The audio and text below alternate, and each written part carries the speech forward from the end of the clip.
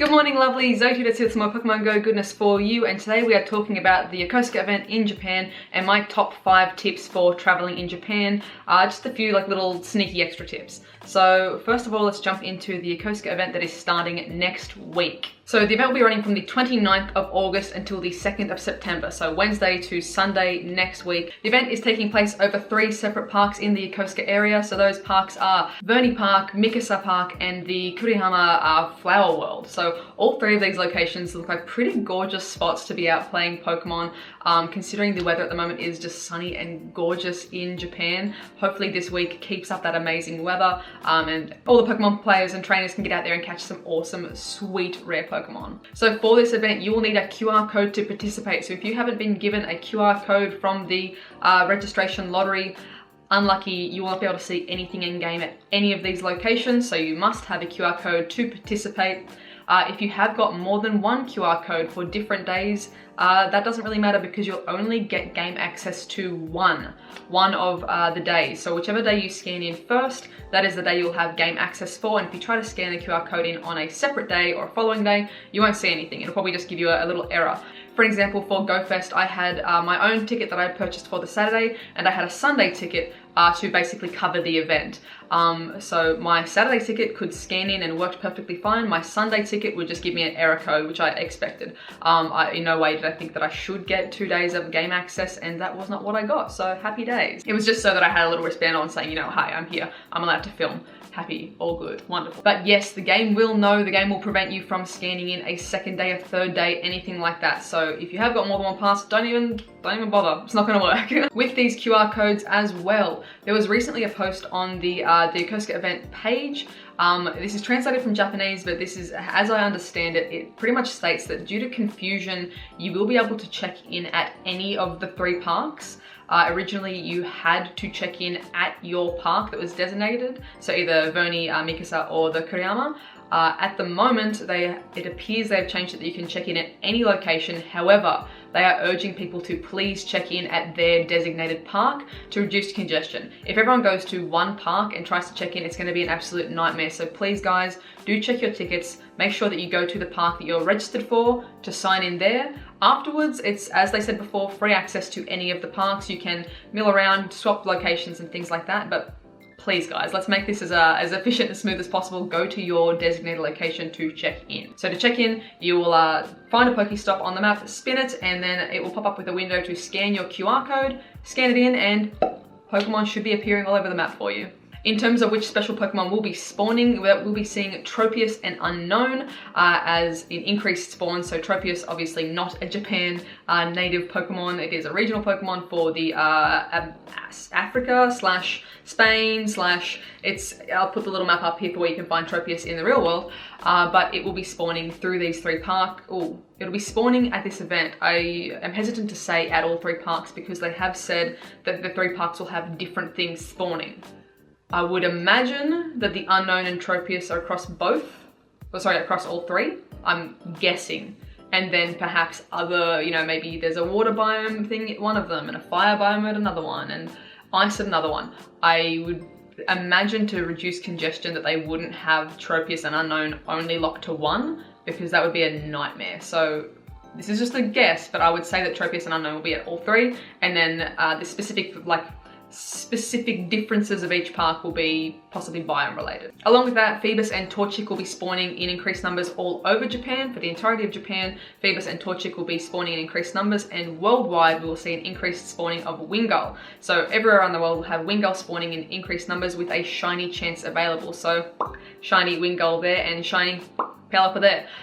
Quite a cute shiny. It's a really nice seafoam green kind of tinge, kind of like the Minun shiny color, which I love. So keep your eyes peeled guys, worldwide, shiny check every single Wingull that you do see. To go along with that in terms of what's spawning rare and special things like that, there will be no raids at either or any of the 3 parks. So no raids, no raid bosses whatsoever at the 3 parks. And I imagine that would be, again, to reduce congestion, to reduce rushing or crush incidences. If everyone's trying to get to one spot to raid, it probably put a lot of stress not only digitally in the server, but also physically in real life. We don't want to have people all rushing to one spot to try and raid, or people stopping and blocking the path trying to do a raid and things like that. So yeah, there's no raids at the 3 locations. The Yokosuka government, council, organization, whoever is actually running this event, has requested that we use public transport to get to the parks, get to the locations. So obviously to reduce traffic congestion and things like that, public transport in Japan is phenomenal. So of course, why wouldn't you?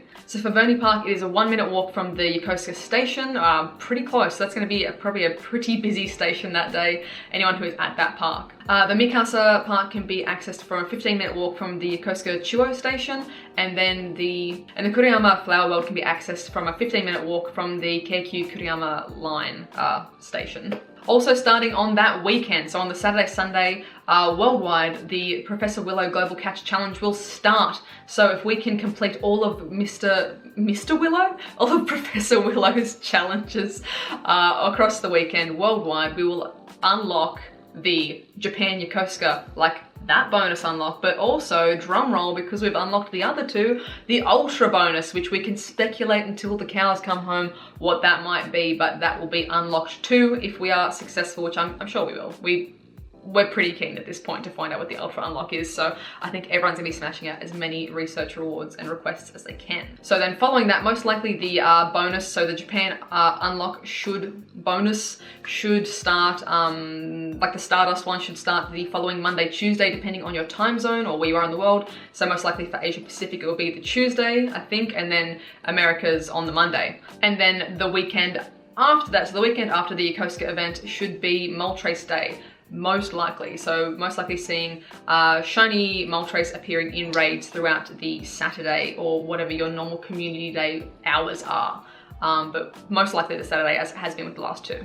I'll be at Yokosuka for the event on the Sunday. So Sunday the 2nd, I will be at this park. I've forgotten off the top of my head which park I'm at, but I'll be here, posting on Twitter, all that kind of good stuff, where I'll be at if you want to do a meetup, but it'll probably be very busy at the specific location. So keep your eyes peeled on Twitter, on Instagram, all that good stuff for any updates, for meetup information, probably on Twitter, realistically, with the other YouTubers and things like that. So that's pretty much it for the Pokemon news portion of the Yokosuka stuff. Let's jump into my 5 tips for Japan. These are mostly travel related to if you are traveling to Japan, if you are visiting, if you're a visitor, not a Japan local. So these will apply to you if you're traveling for the Yokosuka event, which is awesome. Hopefully I see you there. Number 1 tip is international, like a power adapter. Make sure, I mean, this is pretty simple, but make sure you have got a power adapter ready to go. If you do forget to get one, you can always get one in Japan, but it's probably gonna be cheaper just to grab one at home, and take a power strip or a power board. This thing is my absolute life hack travel tip. I mean, I'm sure a lot of other people do it, but if you've never done this before, take your own power strip.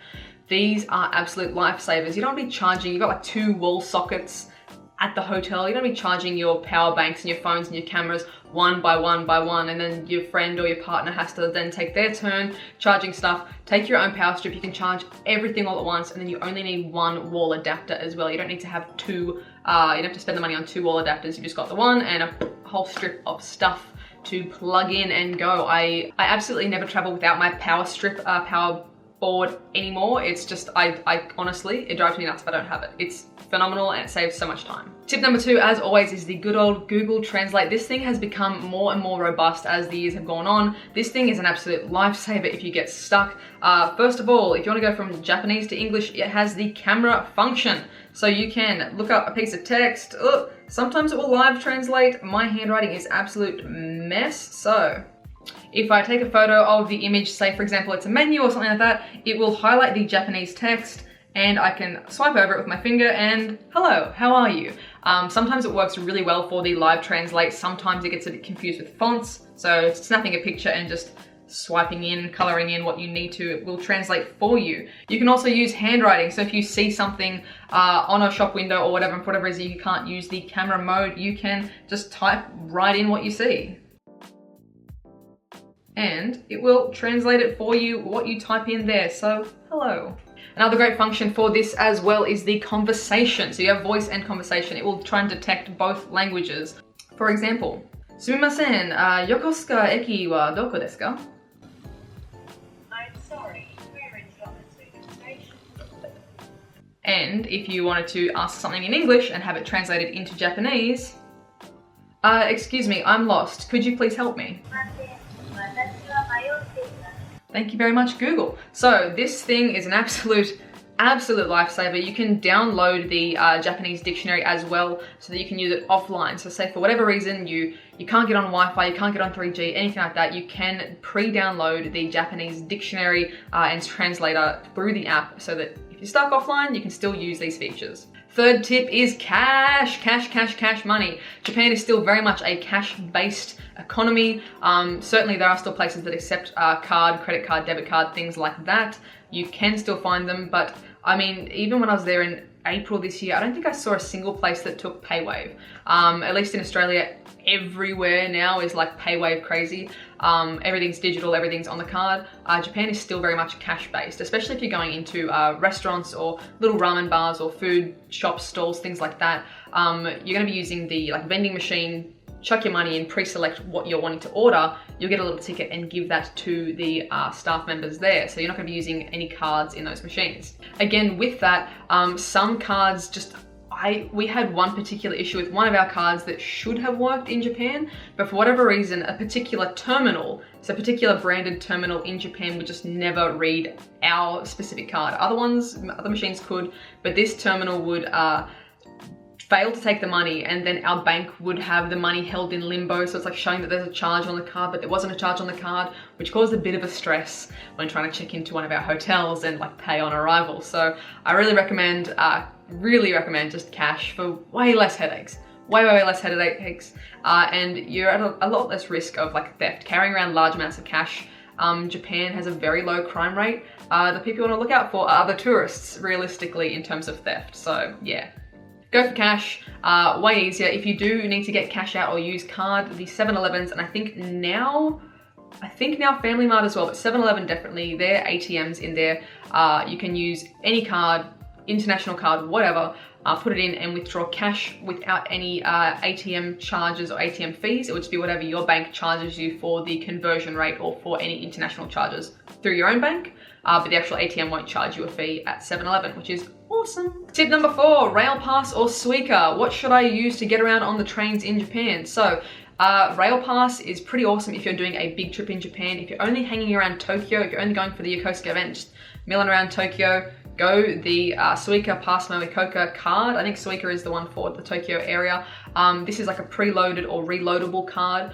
What you can do is go to the machines, tap your card, load up some cash onto it, and you're good to go for however long you need to be there. Just boop, boop, tap on and off on the train stations, super effective. If you're gonna be doing 2 or more large trips, saying going down to Kyoto, maybe going to Osaka, and then back up to Tokyo before you leave, the Rail Pass is a really good option because traveling on the bullet trains is pretty expensive. Understandable, but pretty expensive. So if you want to figure out if it's worth it for you, I've left a link in the description for Tokyo Cheapo. They do a breakdown on what pass you should get. Do you need a rail pass? Is it worth it, etc. But certainly if you're hanging in the Tokyo area, just go for the Suica card. It is awesome. It works on the subways as well as the train lines. They are separate systems, and the rail lines are owned by separate companies. So these guys work on everything. The rail pass is only for JR rail lines, so you can't use this on the subway. And depending where you're staying as well, I've stayed in Japan in some areas where I was actually really far away from any proper train stations. I was using the subway way more.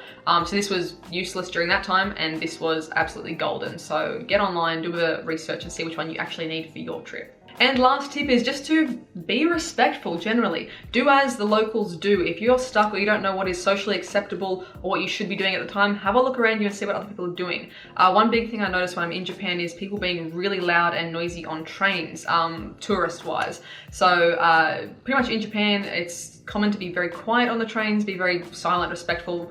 You're being crammed in with, depending if it's rush hour, you're being crammed in with so many other people, taking off your backpack and putting it at your feet so that you're not knocking people with your bag, staying quiet and just, having a chill little ride to make it a pleasant experience for everyone is the go. Other things such as not eating on public streets and not leaving rubbish with you. If you can't find a bin, take your rubbish with you, just certain little bits and pieces like that. So if you're not sure what to do or what you should be doing, observe the people around you, and if you get stuck, ask for help. You can genuinely ask for help, and now that you have the Google Translate app on your phone, there are no excuses. If you are stuck and you're like, I've got this whole bag of food rubbish and I don't see a bin, where are these sneaky hidden bins in Japan, ask a stranger. They will help you out. They will give you some guidance, and if you get stuck, take it with you. But yes, guys, I hope these little tips and tricks have been helpful for you. I hope the information about the Yokosuka event has been helpful for you. If you need extra Japan travel tips, there are plenty of awesome Japan vloggers, Japan travel guides and things like that. And if you want just some fun Japan stuff to watch before next week, here is a link to my Japan playlist from earlier this year and my previous Japan trip as well in like 2014. So those edits are rough, but still fun little Japan trip videos there as well if you want to check them out. If you are new, be sure to hit subscribe. Leave this one a like if it was informative for you. Leave a dislike if you disliked it. It's, you know, either way, it lets me know what you guys want to see. And leave a comment as well. Will you be in Japan for the Yokosuka event? If you'll be in Yokosuka for the event as well, be sure to chuck your friend code and your username, your in-game name in the comments so I can add you, just so we can start building up friendship levels in case we don't do any trades in Japan. So please, if you're going to be in Japan for the Yokosuka event, or like the time slightly after that, because I'll be around for a few more weeks after that, chuck your friend code and your trainer name in the chat, in the comments, so that I can, I'll add a few people at random and send you some gifts. And do as well, if you want to stay up to date with the trip, not only through YouTube, but Twitter and Instagram, I'll be posting all of my adventures on there too. Thank you guys for watching. I hope you have a wonderful, wonderful morning, noon, night, whatever time it is for you, and I'll catch you guys in the next one. Bye.